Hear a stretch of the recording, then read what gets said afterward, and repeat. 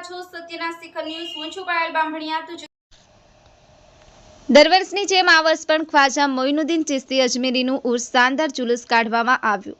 આ જુલુસની અંદર સાદાતે ઇકરામ, દરેક સમાજના આગેવાનો તથા હિન્દુ મુસ્લિમ ભાઈઓ આ જલસામાં ઉપસ્થિત રહ્યા. સાથે ચુસ્ત બંદોબસ્ત પોલીસ દ્વારા ગોઠવવામાં આવેલ હતું અને ઠેર ઠેર જગ્યાએ પ્રસાદીનું રાખવામાં આવેલ હતું. નાના ભૂલકાઓની લાણી વેચવામાં આવેલ હતી.